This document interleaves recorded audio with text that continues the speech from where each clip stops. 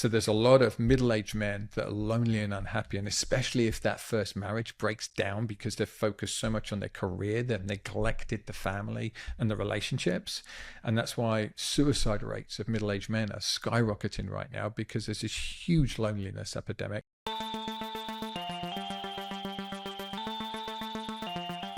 Lee, welcome to the show. Hey Aaron, thanks for having me. Absolutely. My first and most important question is, how are you doing? Like, for real, how are you doing? Whew. Okay, we're going straight there, are we? Mm-hmm. How am I doing?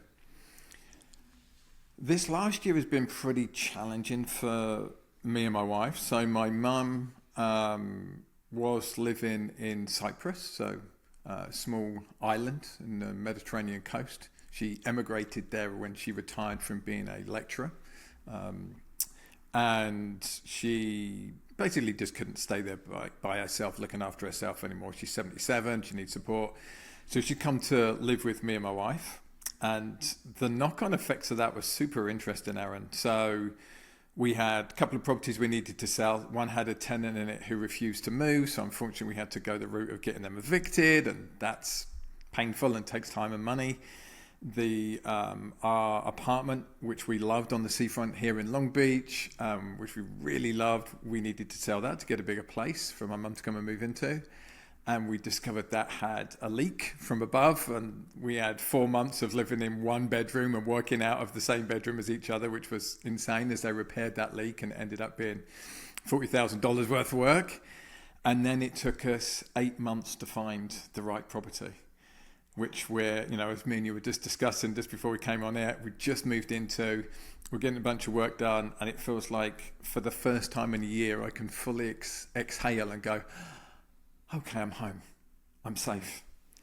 And it's so interesting, isn't it? Even with all the therapy I've done, the coaching, the men's groups, all of the work you've done, your home environment still has an impact. It doesn't matter how great you are at regulating yourself, the skill sets you have, it still has an impact. And I realized I've just been exhausted for a year. And I just did a trip back to the UK to see some friends. And I've come back from that realizing how much I needed that break, and then how refreshed I am now. Wow. Did that answer your question? Yeah, that's beautiful. Thank you for sharing. And I'm glad things are on the upswing. Yeah. But how are you at 52 years old? How are you better at handling challenges now than, let's say, you were 20 or 30 years ago? Where's the growth been, and maybe what was a pivotal point of how you look at challenges, how you perceive them, how you think about them, or how you tackle them, whatever the case may be? We're really not messing about. I love this, Aaron. Let's just get straight into it. I think taking things just a lot less personally, number one. The big mind shift of, it's not about me, and most conflict isn't about me. It's about other people and their needs, and can I see what their needs are? And then just being much clearer also about sharing what my needs are, and not getting hooked about things that don't matter, and being able to recognize what really does matter to me, what's pivotal to me, and how I ask for that. And then putting myself in spaces where I get to really explore what I'm good at in my work, and that enriches me because I feel that I'm living my purpose, truly living my purpose, and then also putting myself in spaces where I get support. I've come to this call today straight from my own personal men's group, and what we decided in this men's group, we're all kind of coming and we're talking about the situation here in LA, because some of us live in LA, and just how kind of frustrated we are with how humans treat each other. So the agreement we've made is we're all going to find some kind of volunteer work by the beginning of July that we're going to commit to for the rest of the year. So that's the commitment that we left the group with this morning. So I think it's this combination of a much deeper understanding of who I am. And when I work with founders and men in my men's groups, what I kind of often surprise them is they come with conflicts, right? Can you help me, manage this person or this team or create this culture? And I always start with, sure, let's look at you first. What is it that you bring to this relationship? What is the patterns you learned through childhood? What's your genetic personality makeup? How does that fit into the world? How can we explore that? And then from there, with a deep knowing of yourself, now how do you want to move around in the world and how do you want to impact others? And I'm still doing that work myself. So you talk about the growth, it's still understanding myself, understanding my triggers. I'm 52 years old and I've recently discovered I'm both autistic and dyslexic, one of which I had a strong suspicion of. I've always kind of known that I have a different relationship to learning and words than most of the people I've been around. And, we talk about ego. I've avoided fully getting tested for that because I didn't want it to not be dyslexia and that I was just dumb. So I didn't want that recognition of, it's not that I have this developmental difference, I'm just not as smart as I thought I was. And being smart is a huge part of my identity. So when things threaten that, that's a threat to myself. And that's one thing I've had to let go of, is trying to be the smartest person, to be loved and liked. And then learning that I'm autistic was quite a shock, yet explains some struggles I've had understanding the world and why I've always been so curious about human beings and how we relate and the decisions that we make and why we do things, because it's probably come a little less natural to me than it has to other people. Yeah, there's a lot there that I want to comment on. I'll start with this thought that I've been thinking about a lot recently as I get older and I become a first-time dad soon. It's like I don't think I'm getting smarter at all. I just think I'm experiencing more things. And so I just don't know. I don't know if you understand my difference. I'm like, I'm still reading and exploring and having all these conversations. I'm not any smarter. I just am like experiencing the world more. So when I deal with certain situations, it just feels like I deal with them better because they've happened to me before. And I'm like, oh, this is just another challenge, right? When you're 20 years old, you're like, why me? Why me? Like, why does this keep happening? Why did my car break down? Why did I get this ticket? Why did I was the one that get caught speeding on the road when other people were speeding? Why me? Why me? And then you're just like, oh, it's just like part of the deal for those things to like happen. And the way you perceive them is the most important thing. But I think that just happens as you experience more things, which is sort of one of the beautiful things of being young, and also at the same time one of the beautiful things of growing older. So I don't know, I've been thinking a lot about that, because like how I want to raise my son and like what values I want to teach him, and masculinity is super important, and we'll obviously talk about that. But that was my one point. And then anything to say off that? And just riffing here. Yeah. I think you are getting smarter, so I'm going to challenge that, Aaron. The word I would use, though, is wisdom. Wisdom comes with experience. So if I look at kind of the neuroscience of it, we're born with a certain cognitive ability, and just think of that like that's the computer that we have in our brain, and it has a certain amount of processing power, and then that's different from person to person. And then our challenge is, what are we doing to maximize the processing power that we have? And that is by putting ourselves in situations that cause us to have to learn, to grow, and to gain wisdom. And you can only gain wisdom by experience. You have to do things. We relate it to our sports background. You can't learn to be good at a sport without trying the sport, failing, learning how to do it differently. And often what happens to us as humans is we get stuck in the most difficult part of the learning process. So if we think about learning, the first part of the process is unconsciously incompetent. We don't know how to do the thing. We don't know that we don't know how to do the thing. And then the difficult or most difficult stage for most people where they get stuck and give up is the consciously incompetent. I have an understanding of how to do it, but I can't do it.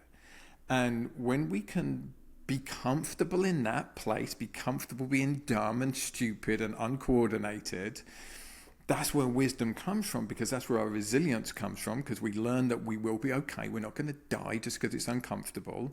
And we move through that and we start to get into consciously competent. That's where wisdom is. That's where wisdom sits. We're in that competent conscience, and then consciously competent, and then that unconsciously competent, where we kind of move through the world more effortlessly. And instead of getting hooked up in everything, and as you said, that model of the world is happening to me, we start now to just accept the world is full of challenge. It's not about us, and our job is to relate to it, to learn from it, and to move forwards. Yeah, you must be willing to be a fool to advance. I mean, I learned that from a very young age. I was a baseball player, and so baseball is like very, very skill oriented. It's extremely hard to hit a baseball that's coming 95 miles an hour. Obviously, you don't see 95 miles an hour when you're 6 years old, but it still's like a ball floating in the air. It's like very challenging. And so you just learn that you're just gonna not do well for a really, really, really, really, really long time until suddenly it's like, oh, there I am. That's me. I feel good about this and the way I've done things. And it's like 15, 16 years of work. And I think that's why sports or any sort of competitive atmosphere like that is so powerful for a young man, because there's so many skills you can extrapolate from those things that can be additive to your life as you become a husband and a father, which is more likely to happen rather than you be a professional athlete. And so there's also a lot of stuff in there about youth sports that can get very too specialized and all those sorts of things. But, maybe we don't have to get on that. But I think that's very important to express to people, like, it's okay to be bad at stuff at the beginning. Like, be embarrassed, fall flat on your face, and then when you stand back up, you learn that you're the type of person who can stand back up. Because I talk to a lot of young men nowadays, and I find like one of their big issues is they're really just afraid of rejection, whether it's from girls. Talking to girls, like, that's a huge thing for young men, for a motivator, whether we like to say it or not. Like, I got my shit together and showered and cleaned myself up because I wanted to be attractive to girls, right? And that's an important just motivator, external, get my ass up going. Now, other things started to motivate me, and I started to learn to do things because I love them.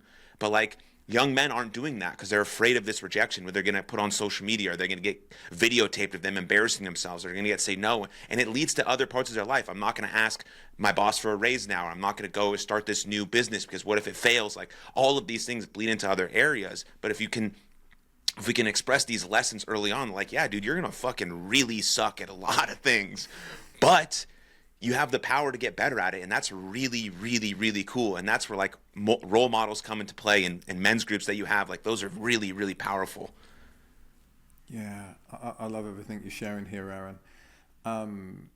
I think one of the issues with social media now is we look at other people's lives and they look perfect, and they look so, we're looking at these cultivated images of people, and it looks like they haven't failed. And what we've done is we've missed the story. We've missed all the failures. In fact, as you're speaking, you're motivating me to do a series of articles and reels on, here's all the failures I've done that have led to me being here. Here's all the things that I got wrong that have led to me being here. And we can use your baseball for a metaphor. For some reason, I got really interested in not in baseball itself, but the dynamics of hitting a ball, and read some research papers on it.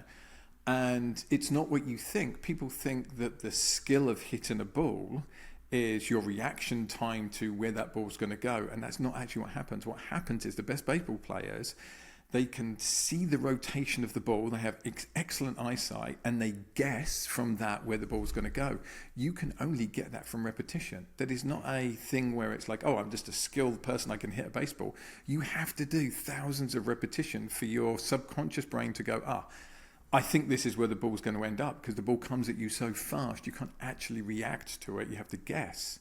So that's a great metaphor for life, is we have to keep putting ourselves in these positions where we start to anticipate what is going to happen. We start to get some skill set about, if this, then X is a likely outcome. And that's just reps. And I really agree with you. We've created a society where a group of parents couldn't handle their own discomfort.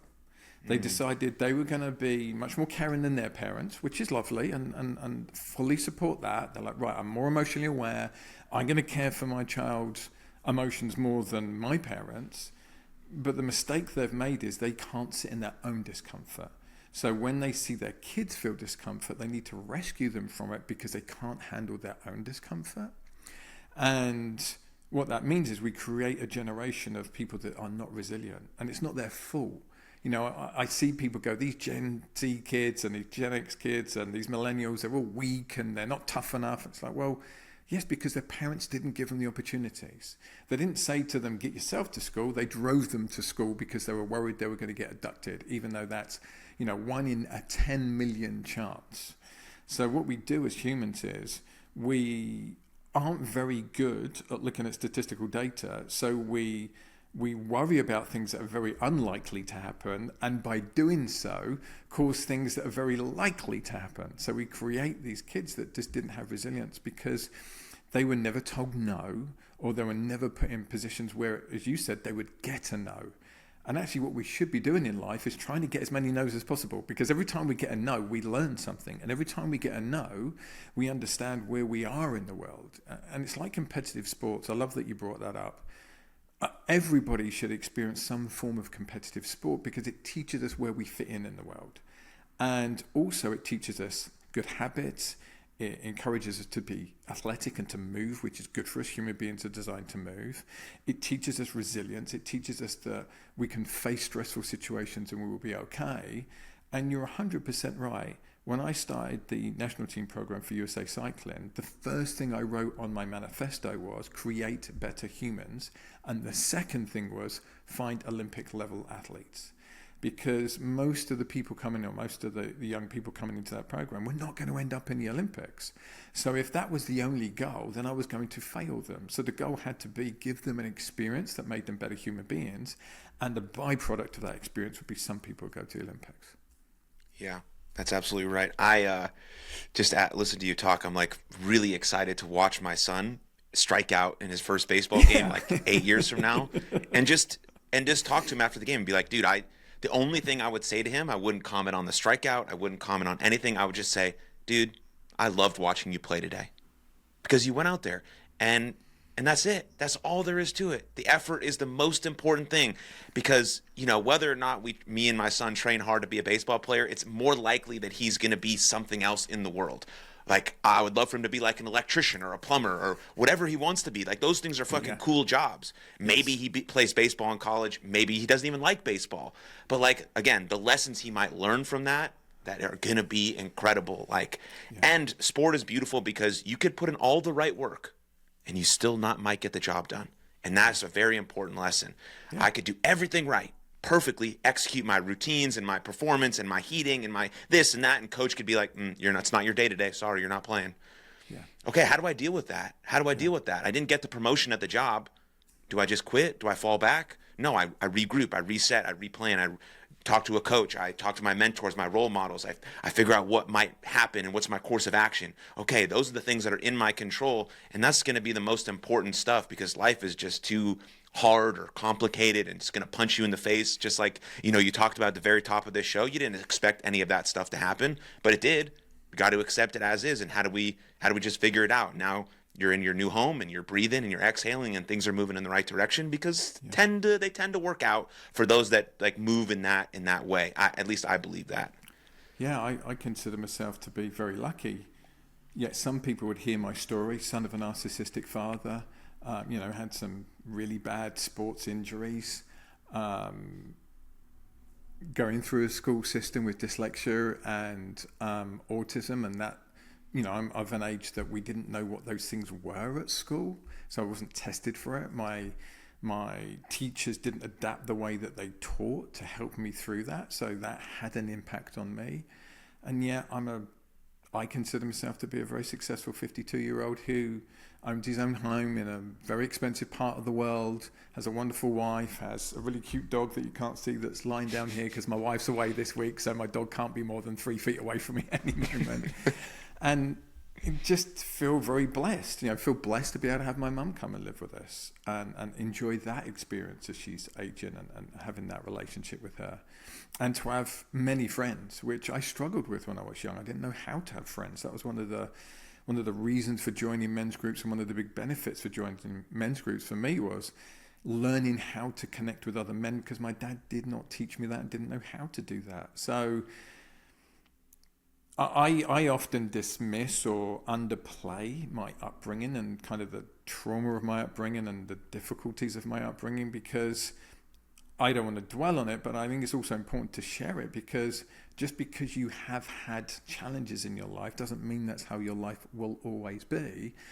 And it's how you relate to them. You've said this numerous times already in this podcast, is how you relate to those challenges. And you can see them as the world hates me, the world is against me, or you can see them as this is a normal part of the human experience. There will be highs, there will be lows, and You know, when I talk to men about emotions, I really hate this term negative emotions, because for me, there isn't a negative emotion. There might be a negative experience that goes with emotion, right? You know, we lose a loved one, that's a negative experience, and we feel sadness. But sadness actually tells us how much we cared about them. There's a beauty in that sadness. That sadness is a way for us to connect with the relationship that we had with that person. Without that sadness, we wouldn't experience that beauty.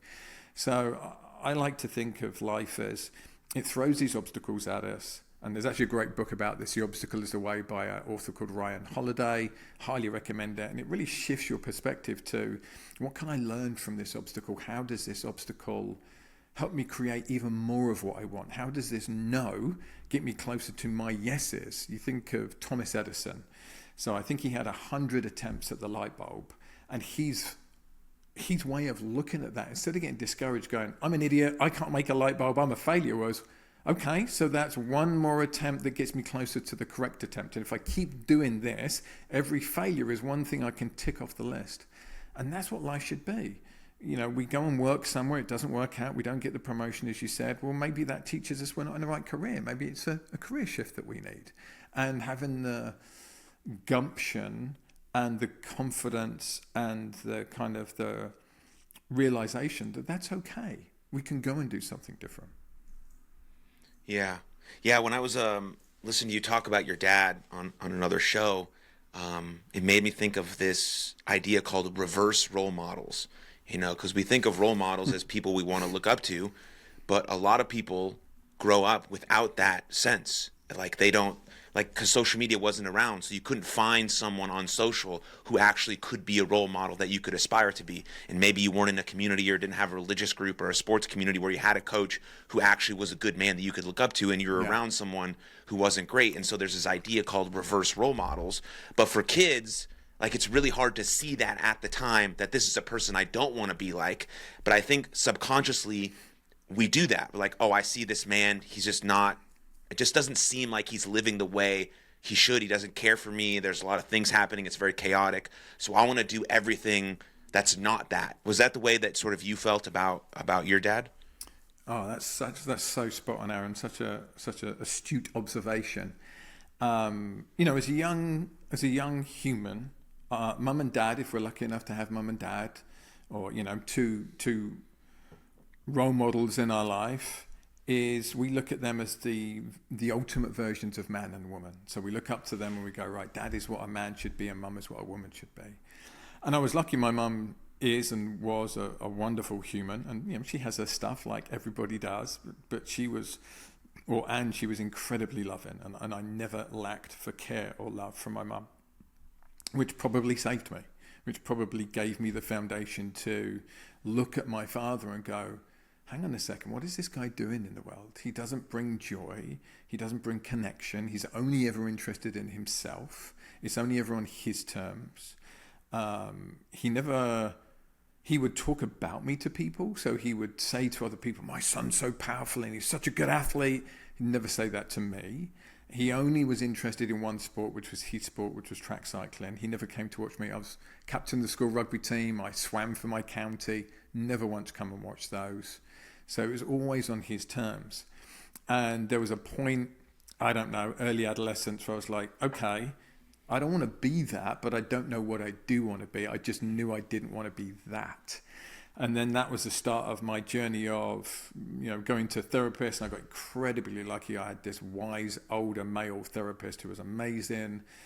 And then he was the one that led me, him and another friend of his led me to men's groups. And that was where I had that first experience of wiser older men. And when I was young, it was the guys around me that I used to work with. I used to work as a lifeguard. I was the youngest lifeguard, and the other guys were like 5 or so years older than me. We'd go out clubbing. It was all about, as you said, meeting women. So the mentorship was, how do you meet women? How do you take women home to sleep with them?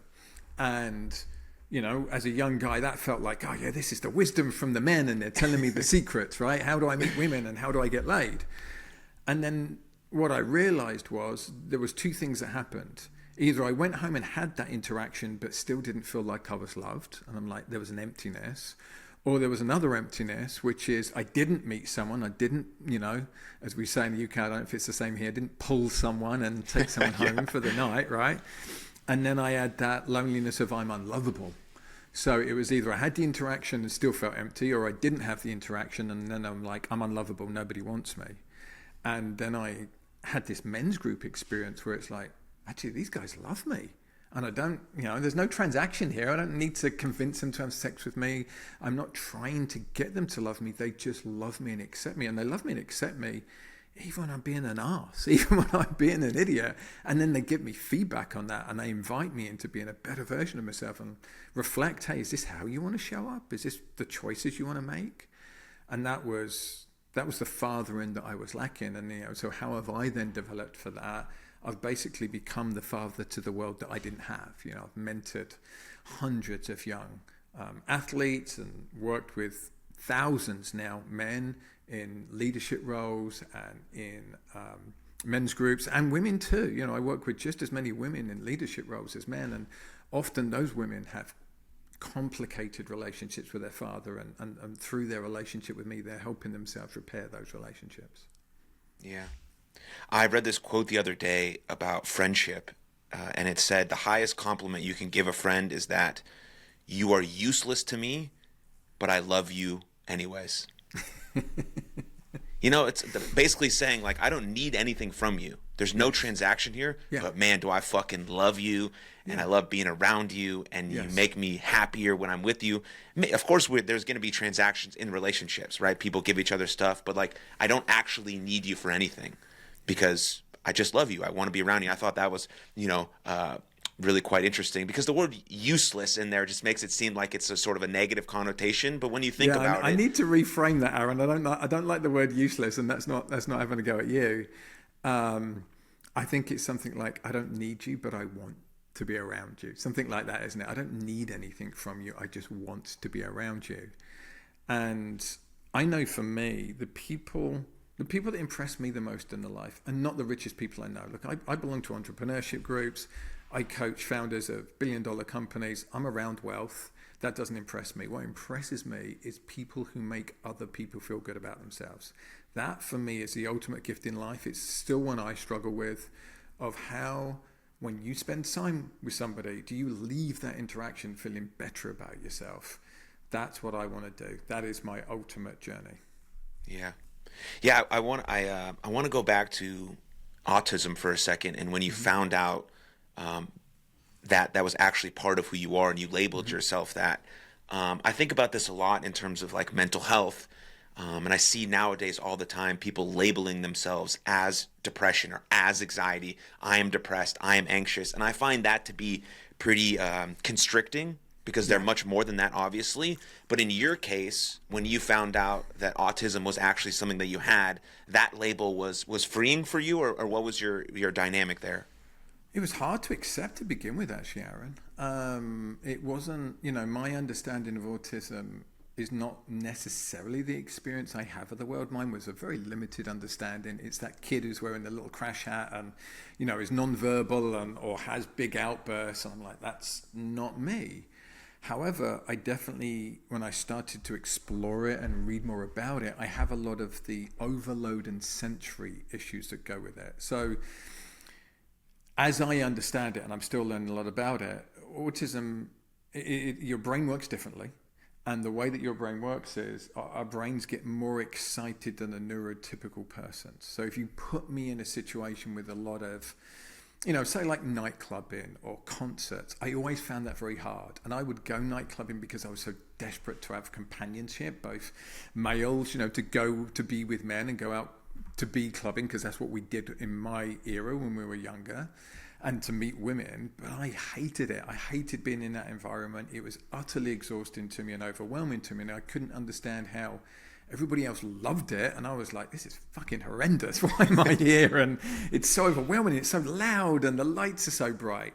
And now I understand, because my brain got more excited by that, so it was more fatiguing for me. So I have to be careful about the situations I put myself in.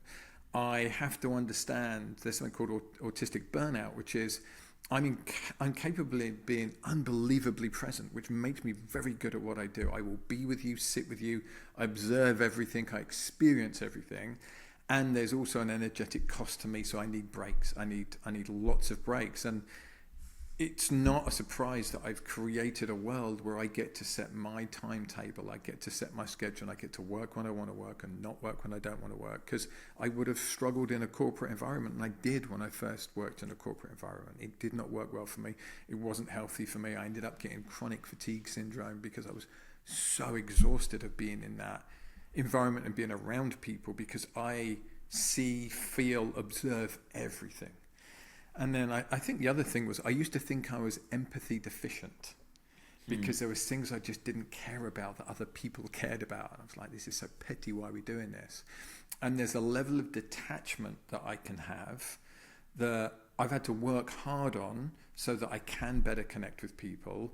And it's also a gift in the work I do, because what it allows me to do is to sit with you and your emotional experience without needing to jump in and rescue you, without needing to save you.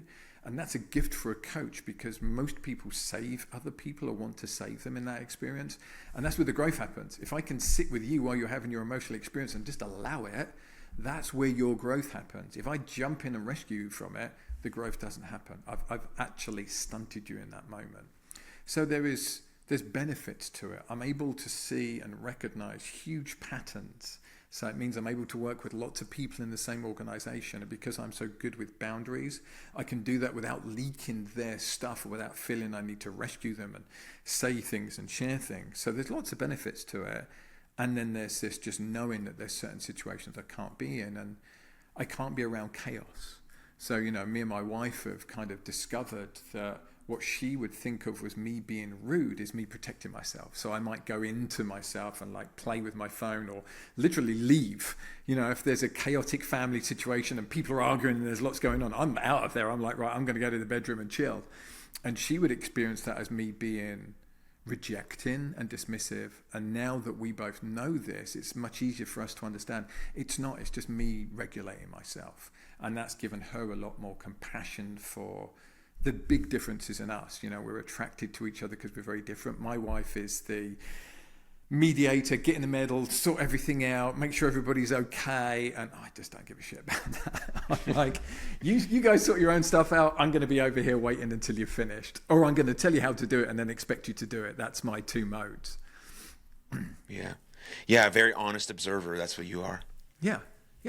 And when that's acceptable to people, I'm brilliant to be around. When it's not, I can be too much. And that's the part of me that I have to own, is when do I turn this on and off? My clients pay me a lot of money for that brilliance and for that observation and for the courage that I have to share it and the comfortableness that I have in sharing it. And then my job is to create an environment that is so loving and comfortable that when I share these deep observations, instead of them feeling like they're, it's spiteful or feeling like I'm shaming them, they feel it as an invitation. They feel it as, okay, here's my opportunity to change. And that means I'm not for everybody. You have to have a certain level of tolerance and a certain level of desire for change and growth to work with somebody like me. And that's okay, because that's the people that I choose out. But then I have to be careful about my journey in life, as I've reflected those things to everybody and everyone I meet, and that is not appropriate. And I've had to learn that the hard way, because I would really hurt people and piss them off, and that would cause me a lot of pain, because that was not my intent. My intent has always been one of love and good, but the way I framed it or the way I chose to share it or when and with who could have a negative impact. Yeah. I mean, I find that those that are okay with being sort of mediocre, average, take honest feedback like it's a personal attack. Yes. Yeah. And, coming from a person who's giving the honest feedback, we're like, I just want to try and make you better. But they're okay. Well, maybe not okay, but they're at least stuck in this mode of saying my life is average, I'm average, and this is all I'm ever going to be. And that's obviously not true. Anyone can be great in certain domains, right? We can't be great in everything. You can't play basketball if you're not, tall enough, right? But you could still do something great. And so you find, obviously, you're working with the people who want to be elite And so when they get honest feedback, they're like, oh, fuck yeah, I can use this, put it in. Thank you for seeing that. This is awesome. And they put it in their whatever their system is, and they try to get better. But only people who are trying to be the best at what they can be will receive that feedback in a way, because they've been receiving that feedback their whole life. And probably they had a coach along the way who gave them that feedback in a really mean and vicious way, where they yelled at them and they had to use this sort of like screen to protect the personal stuff and take the good stuff. And now they're working with someone like you who's actually going to come at it in a way that's like, oh, this is actually me caring about you, but here's maybe where you might want to tweak this. Here's where you can skyrocket your sales or your money or whatever the case, what you're looking for. And at least that's what I find when I studied like elite performers and or people who want to be their very best, whether that's a coach, a parent, a player, athlete, doesn't matter. I often find, Aaron, the people who are attracted to me, it's so interesting, it's actually almost the opposite. The people who are attracted to me tend to have such a strong inner critic that they're comfortable being in that world where we're having this very direct feedback.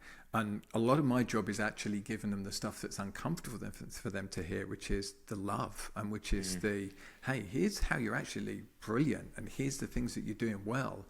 And encouraging them to see that in themselves and then to see that in others. So often their wound is they're so critical of themselves that they often feel kind of lesser than or insecure or beat themselves up, but then they portray that to others, and they're too harsh to others, or they're too demanding to others, or they're demanding in a way that instead of being inspiring is crippling.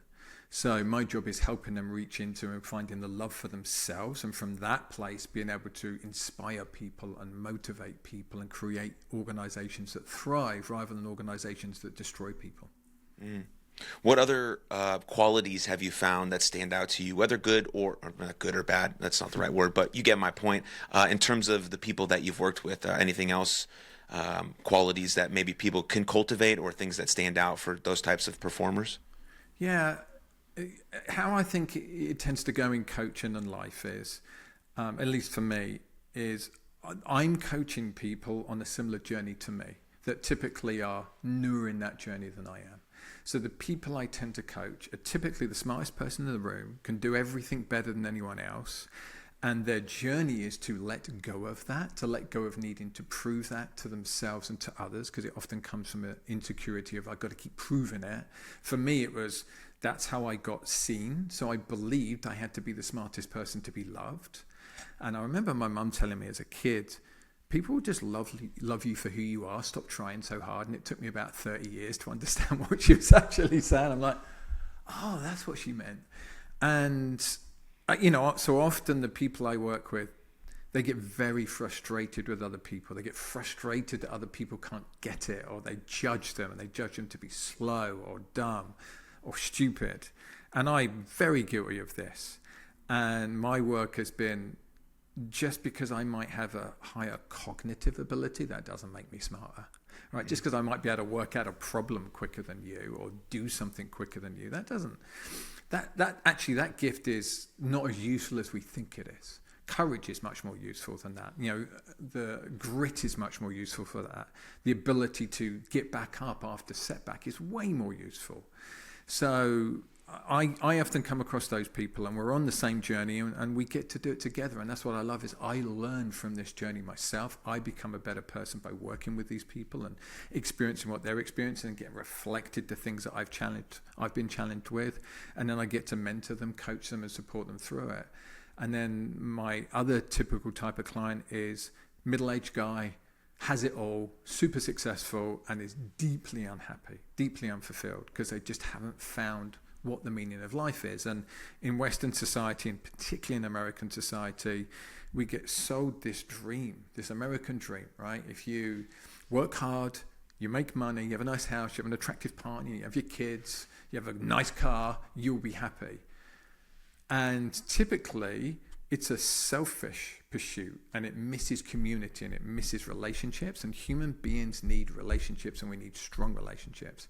So there's a lot of middle-aged men that are lonely and unhappy, and especially if that first marriage breaks down because they're focused so much on their career, they've neglected the family and the relationships. And that's why suicide rates of middle-aged men are skyrocketing right now, because there's this huge loneliness epidemic, fueled even more by remote work and social media and people just not spending as much time together. So it's another big motivator for me for running men's groups. So I think we need a society, this recognition of this kind of ego-driven pursuit rather than this purpose-driven pursuit. You know, my purpose is to find smart people and allow them to be even better versions of themselves so they can have even bigger impacts, and this is so important, and to do it in a sustainable and fulfilling way so that they can keep doing that rather than this flash bang, I'm going to burn myself out, and then, as you say, ending in this depression, this loneliness, and then that turns to spitefulness, and that turns to anger. Yeah, I'm glad you brought up the men and the suicide rate. You know, it just needs more discussion. And I think the way we think about men and mental health has to alter, because I think we're treating men and women's mental health the exact same, and we're not wired the same way. Now, there's certain aspects, of course, that are going to be similar, but I think men doing things together physically and then speaking about their problems is a really good approach. Because once I feel connected to you physically, like we went for a hike, or we chopped wood, or we played a basketball game, or whatever the case may be, I now feel something with you, and then let's sit down and chat. I'm more likely to open up to a peer than, say, some random therapist that I don't know yet. Now, therapy, of course, it works for some people, obviously. Highly recommend that. But for specifically for men, like, that's a really important part, and men's groups really dive into that. And then there are other guys there who've had similar experiences. You know, I'm talking about that I haven't been intimate with my wife for the last 10 years, and this guy has dealt with it, and he's like, well, here's how we figured it out, and here's the steps maybe you can take, and there's no shame involved, like it happens in a lot of marriages, and those types of things are going to keep men alive, because they are killing themselves at an alarmingly high rate, and there has to be more awareness about it, and there has to be more specific tools that men can use that are geared towards them and the conversations that they might need to have. And I think that's really important, just in regards to men and mental health. And so, yeah, and then I bring up this study almost every episode, but I feel like it's pertinent now, so I'll just bring it up again. Have you seen the study that Harvard did that was 85 years long? No. I probably have, but remind me, I'm sure please. You have. They did like an 85-year study on happiness, and basically the two results they found, that if you want to live the good life, you need two things: great health and great relationships. Yeah, that's it. Yeah. And then you add like the sub-layer of a purpose and a meaning. You have those things. It's just, we make it too complicated, way too complicated. And then through that, you can have material needs. We all need things, like we like stuff. Right? We need money. Money's important. You just went through a lot of shit that you needed money for, right? But if that's the driving factor, at some point it's gonna go away. Now, you can't really tell that to someone who doesn't have anything, right? Because that can be a great motivator, extrinsic motivator, like, I need to do this because I need money for this. Great, that's some good activation energy that'll get you off your ass. But once you get moving, then I think we can reconfigure what's your driving force. At least that was, in my estimation, it worked. Or it made sense. And a lot of that is, there's something I want to challenge about what you said, if you're open to it. You open for me please. Challenging? Okay. Yeah, let's go. I'm going to challenge the notion that men need to do something physical with each other before they can connect. And I'm going to challenge that because, yes, we see that. So typically how men create relationships, they create side-by-side relationships. So we do something, we go play golf together, we play basketball together. And our conversations were standing side by side rather than facing each other. Women have face-to-face conversations. They go to eat, they go to drink, and they sit next to each other and they talk to each other.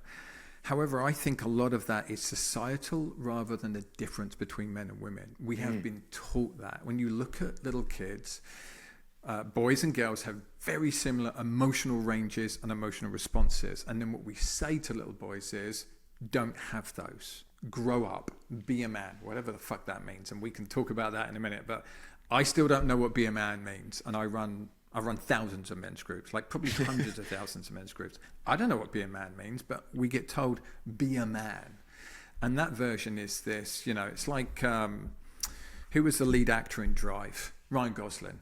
First 45 minutes of the film, he doesn't speak. And then all he does is perform acts of extreme courage, driving cars exceptionally fast, or acts of extreme violence, beating people up. And for 45 minutes, that's all that happens. And this is this version of masculinity where it's like it's not cool to communicate with each other. It's not cool to talk about your feelings and what's going on. But that's not how we're designed as human beings. We're designed to have this full range of emotional experiences, and it's just as important for men to connect face-to-face as it is for women to connect face-to-face. But we are taught, especially in Western society, that is not being a man. And, you just think about how often as a kid I was told, don't be weak, don't be a pussy. And the biggest insult to men is either to be feminine, like a woman, or to be homosexual, like a gay man. Yeah. Why? What's wrong with either of those things? And two, why is that an insult? Yet that's what we did, right? I'm just as guilty of calling my men gay and, calling my friends gay and taking the piss out of them and calling them weak and calling them a pussy. And I look back and I'm like, what was I trying to do? I was just hiding my own fears and my own insecurities because I could see them in them rather than stopping and going, oh, I relate to that, mate. Shit, I'm afraid too. I would reject that and I would project it onto them. So I think a lot of it is really undoing that learning, letting little boys have their emotional experience, learn how to regulate their emotions healthily. And I teach men to look at emotions as data. So you're feeling sad. What is that sadness telling you? You're feeling angry. Angry is really a wonderful, powerful emotion. Anger gets you to do things. Anger gets you to change things. The problem is, as men, because we haven't healthily experienced our anger as young boys, because it's been hidden and vilified and told we can't have it, we think anger is rage, rather than anger is like, hey, I'm feeling some irritation here. What does this irritation tell me? And we're only really allowed to have this rage, and then we get scared of it. So now we're scared of our feelings and we don't want to feel them. So I find that actually you can create these situations very quickly with men where they can have these face-to-face interactions, and we don't necessarily need to do it, that buffer of going and doing sport first or going and doing something physical first. And there's place for that, absolutely, and I love it and I still do it. But I think we can actually bypass that and just get straight to the emotional stuff if we create a space where men feel safe and where we remove the two biggest issues for men, which is judgment and fixing.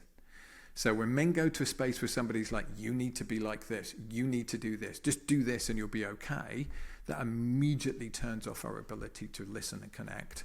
And then when we go to a space and where people judge us, oh, you shouldn't feel this or you shouldn't feel that, or this is wrong or right. If you take those two things out of the equation, men connect unbelievably quickly. Like the first week of a men's group, I say to men, what's brought you here? And there'll be one guy that will be, blah, here's my fucking life story. And immediately that he does that, the bar is raised and every other guy goes, oh, I can talk about this stuff and no one's going to try to fix me or tell me how I'm wrong. And then floodgates are open. Yeah. Thank you for saying that. And yeah, that was, I appreciate the challenge there. So that's good. That's why I do this podcast, right? So I can be the stupidest person in the room when I talk to everyone else. It's great. It's perfect. Yeah, but like, on the idea of anger, like if that emotion itself has been demonized by society forever, because at some points in time, angry men turned into rageful men and they did horrible things. And so now we're just not allowed to feel. And still are. Of course they still are. There's always going to be bad people doing bad shit. That's just part of the human experience. But majority of men are good men. The majority of men that I've met in my life are good men, and they want to be good men.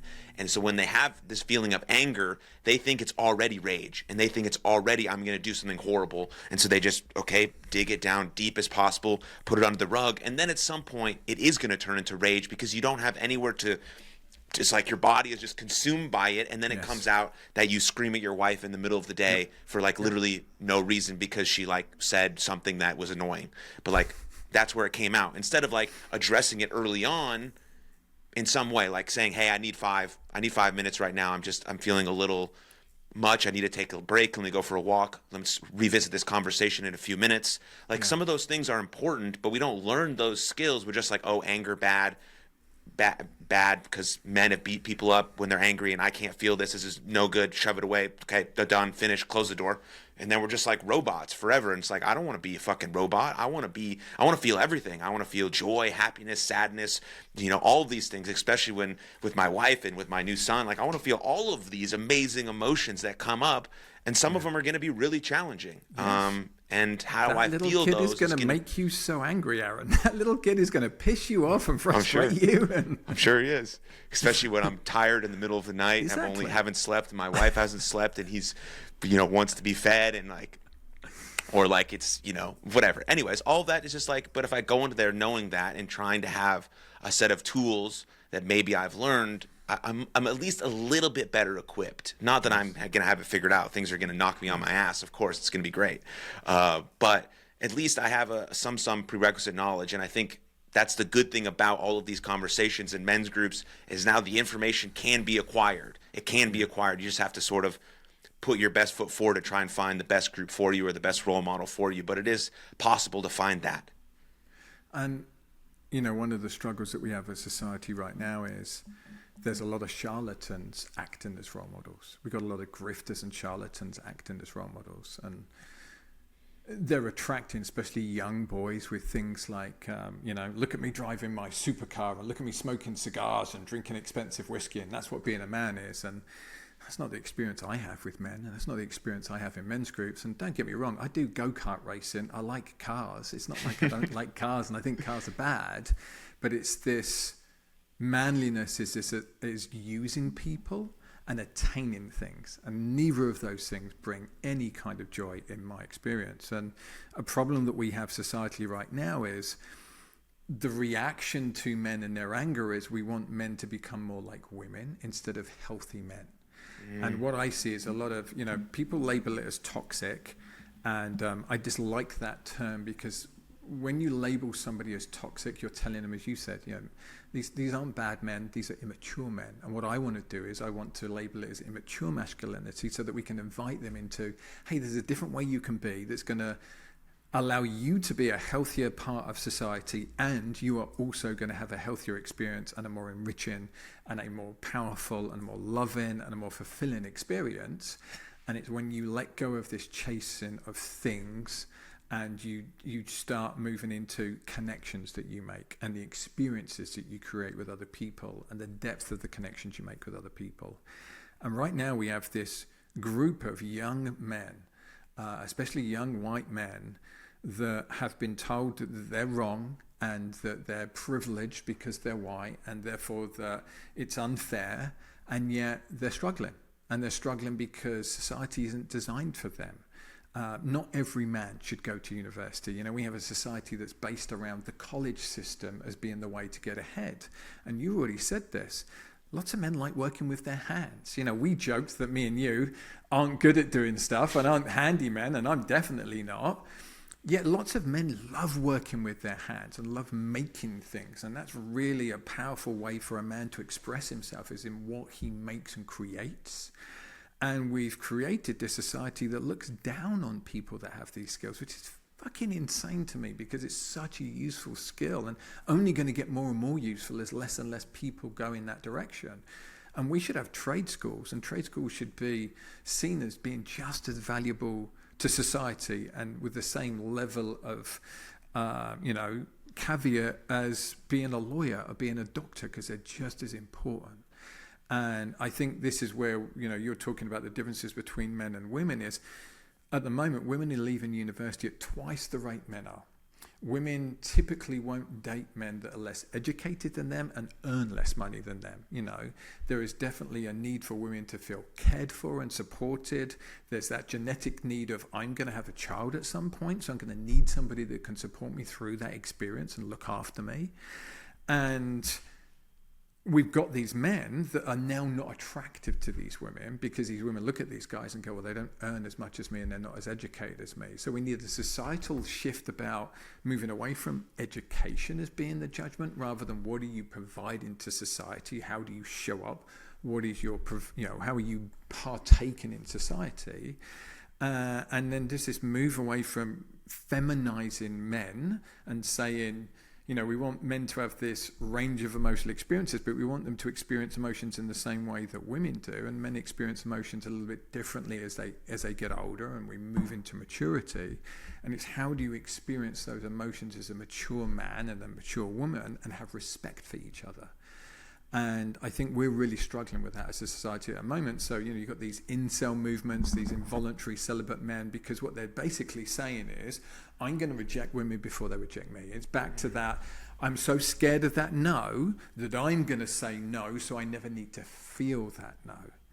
And I think it's a huge problem, and I'm trying to figure out how I can be there and how I can create a platform much bigger than just men's groups where men can come and share these fears with each other, get support from older men who aren't saying you need to be rich and you need to have a flash car. They're saying, what's your relationship like with your family? What's your relationship like with your friends?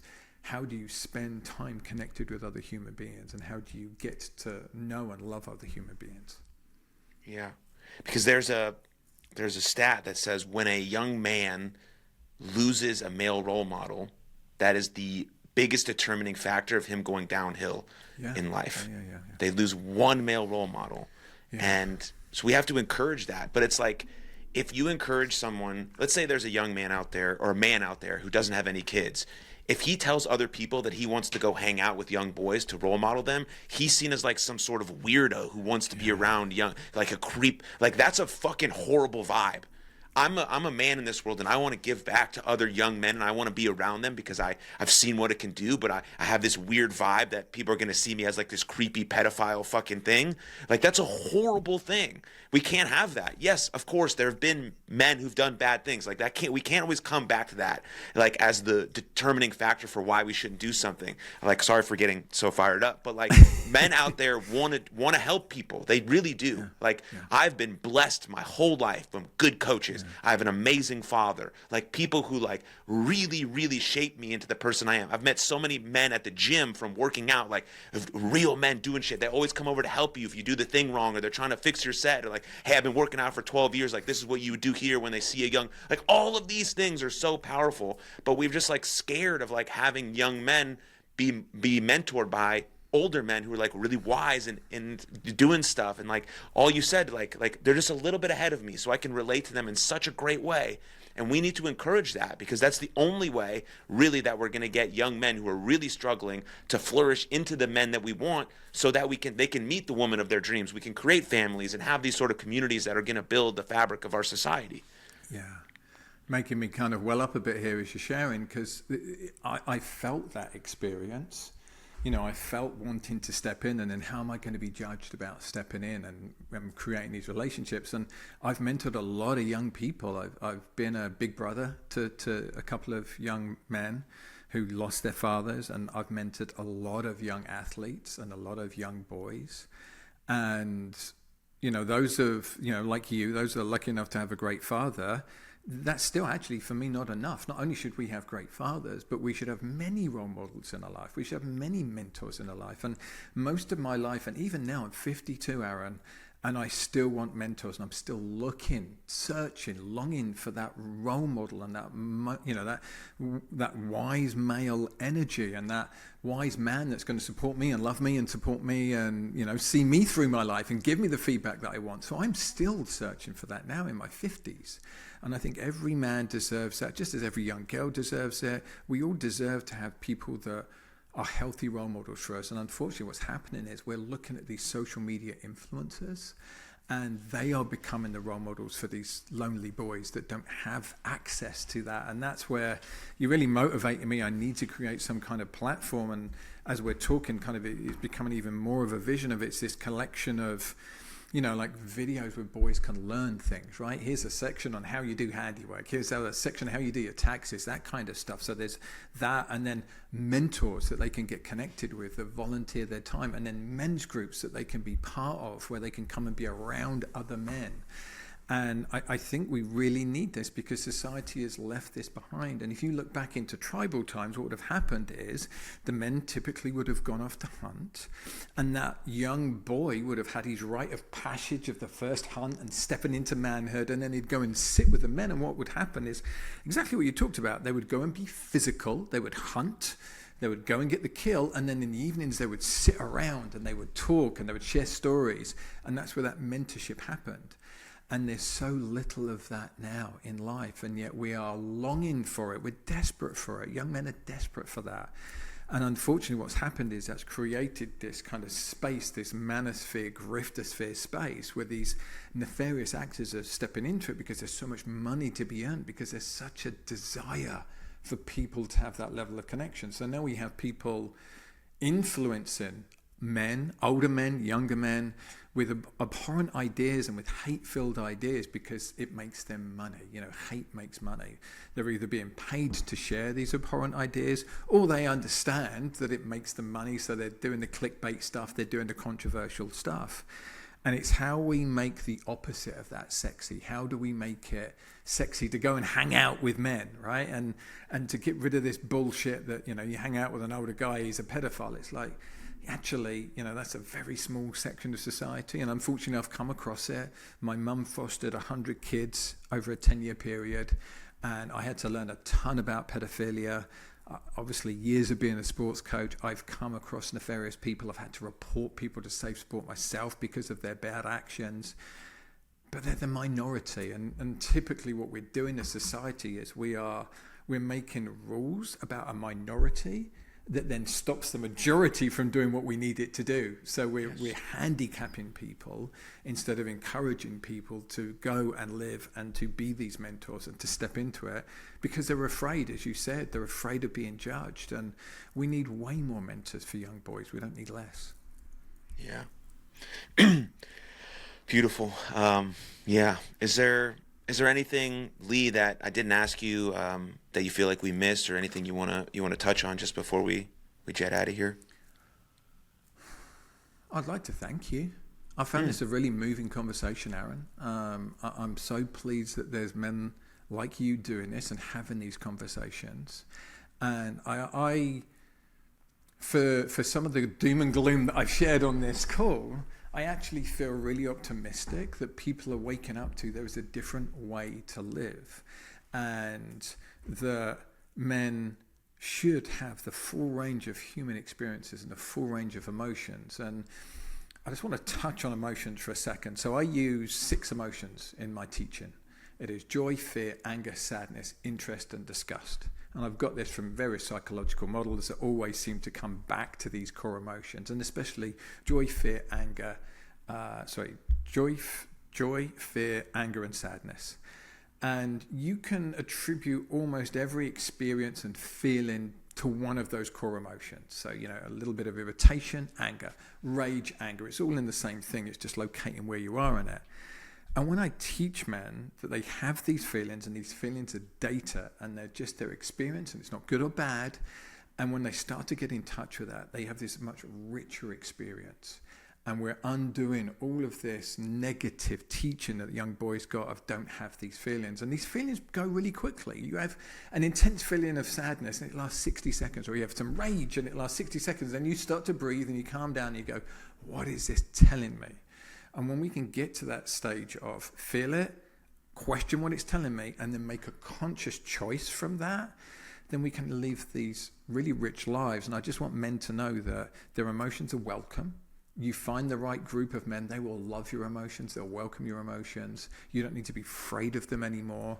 And I would love any man listening to this, and any woman listening to this, to find a group where you can be fully yourself. There's women's groups, there's men's groups. Get out there, find these groups where you can be yourself, and you can be around people that want you for you, not this cultivated, projected image you think you need to be. And there's a mental weight that gets lifted from you when you find that space and you go, I'm a lovable human being just as I am. I don't have to have flash things. I don't have to have money. I don't need to have these external things to be lovable. I'm just lovable as I am. Yeah. Yeah, it's beautiful. But yeah, just like you, I know where we talked about some very things that seem like they're not heading in the right direction. But I think it's important to be honest and be aware about those things. But just like you, I'm extremely optimistic. I mean, I meet great men doing great things all of the time, whether it's, you know, on the baseball field as coaches or through this podcast or just on social. And so I am extremely optimistic that we're heading in the right direction now that we know sort of the root of the problem that you addressed here, like what's actually happening, who's being really, really hurt by this, and then what we need to move forward. And I think we do have the answers now. Everyone sort of, that would be so cool if everyone on social media just created this massive collective of men doing great things. Like you said, like just a sort of a hub of like all the information you need with great people doing great stuff about certain things that you might be interested in. And then you found there's a social network behind it and like, you know, whatever, cool stuff. But if you start building that, Lee, I'm fucking in. Whatever you're doing, I'm in. But I do appreciate you very much, man. It was beautiful to meet you. And thank you for doing what you do for the world and for men. Thank you, Aaron. And thank you for not fluffing around. Like, I just love how deep you went immediately. Let's not fuck around. Let's have real conversation. So I love that you're doing that and that you're straight in asking the questions that really matter. So thank you. Thank you. Thank you very much for tuning into that episode. And if you enjoyed it, click right here for another full-length episode of the podcast. And please don't forget to subscribe. But most importantly, above all else, please take good care of yourselves and others. And I'll see you next time. Lots of love. Cheers.